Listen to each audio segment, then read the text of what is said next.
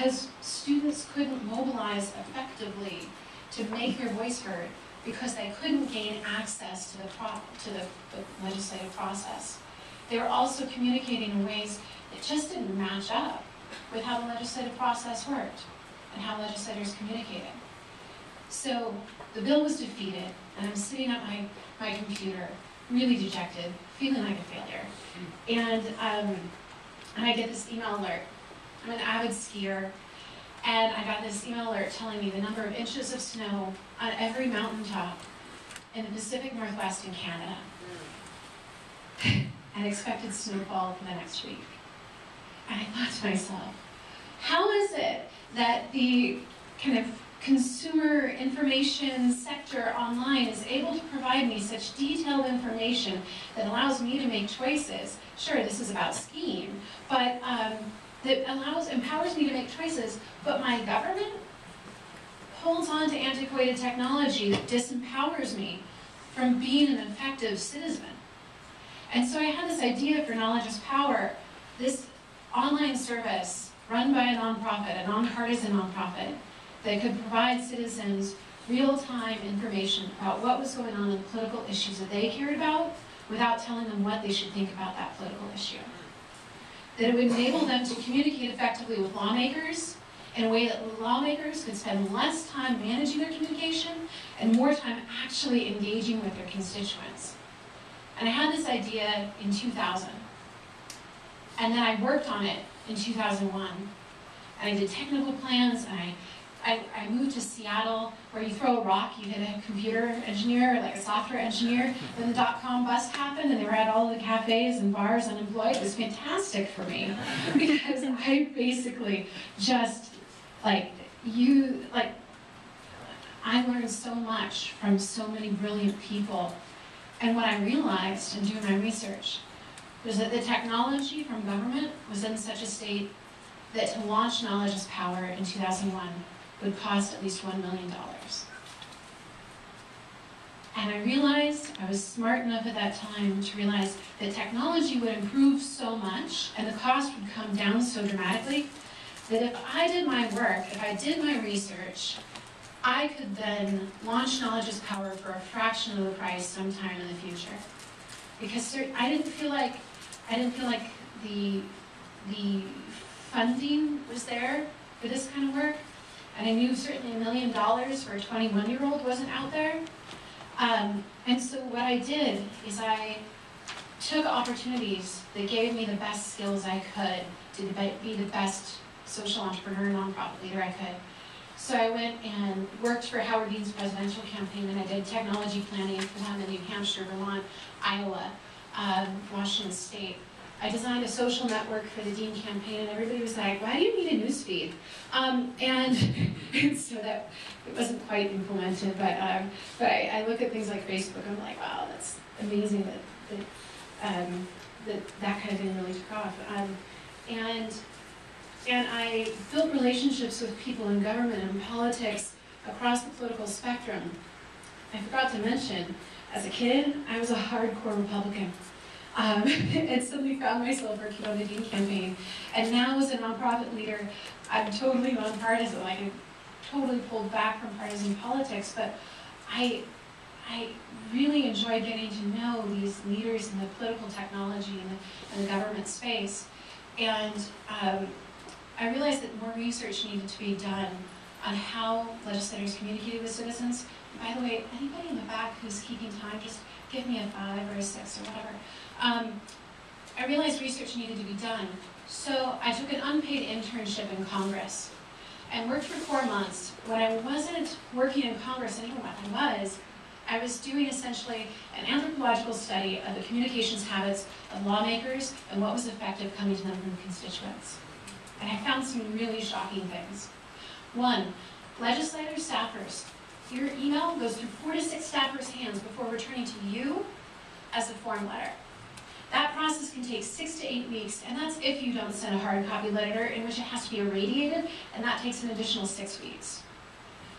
We were answering tens of thousands to millions of emails and not understanding what our citizens were actually telling us. I did random snowball sampling of legislative staffers, both parties, both houses, and basically I would offer either to take them out to coffee or happy hour. The majority chose happy hour. And I would get their honest feedback about what citizen communications made the hairs on the back of their neck stick up. What compelled them to turn course and support a small group of citizens? And what I found was surprising. Petitions didn't work. Form letters, they don't even believe that 60% of them are real, from real people. And it was personal communications, things that made them feel like, I know your story now. I know why this is important to you, and you're my constituent, and I want to do this for you. That was really important. And yet advocacy groups, they had since the late 70s been shirking their role as the civic engagement and educator engine for the public. Right? Oh, I just hit 0. And so I felt like Knowledge is Power was really well placed to launch. So I returned home. I filed Knowledge is Power as a 501c3, a process that took 2 years. I put together a great board. One of the members here is Quintus Jett.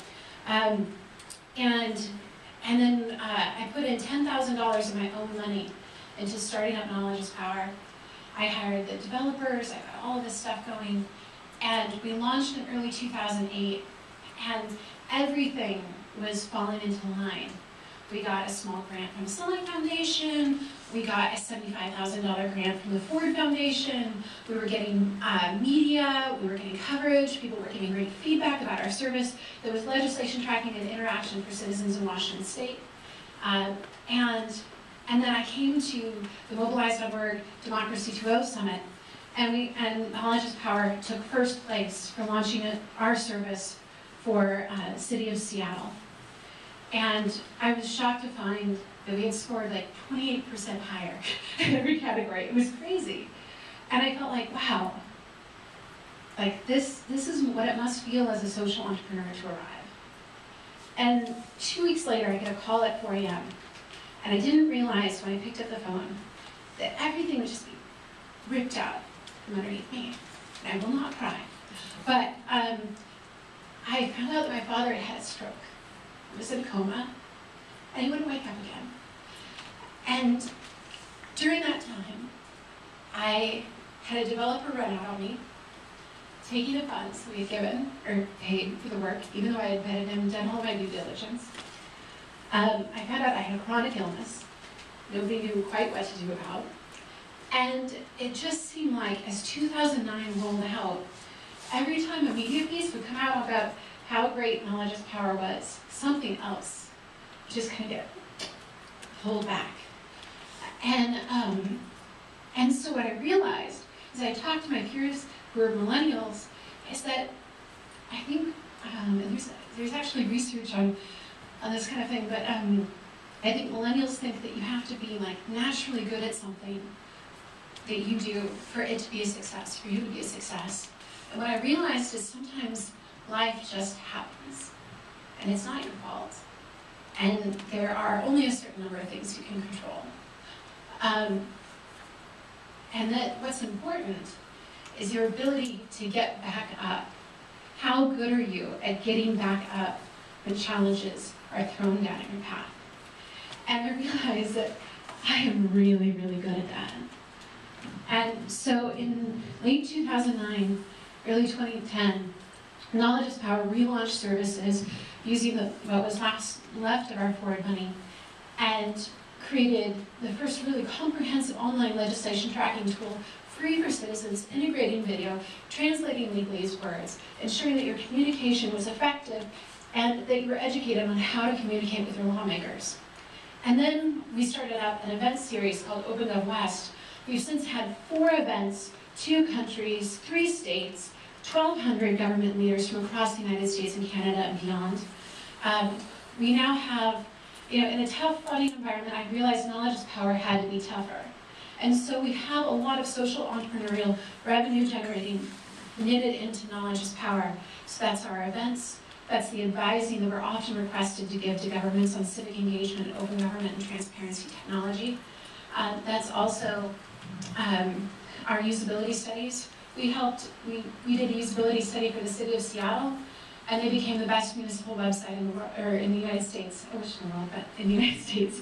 And we're now partnering with the White House, DOT, EPA, and HUD to run a code-a-thon in January on both coasts. It's been amazing to me to see the growth of the organization, and I feel so lucky to have such amazing people as a part of our organization and to have the support of mobilize.org. And I really believe that in the next few years we will be scaling out across the United States. And we've created the opportunities to turn on information from government. So no longer is the information coming from government outdated, but rather modernized in such a way where we can quickly, cheaply, and effectively open up legislative processes from the local level to the national level for citizens. And I really feel like it's well timed, because as you guys were saying, the Occupy movement, with all of these kind of outcries from citizens, I feel like what Americans really want is the ability to be a meaningful participant in their democracy. And they didn't realize that it's not them. It's not you, who you are, and it's not necessarily who is in your government. But rather, if you want to be a meaningful participant, you have to have the tools and skills to do that. And so that is what Knowledge is Power provides, and I'm really grateful for the opportunity to have this journey and have such really lovely partners in it. So thanks so much.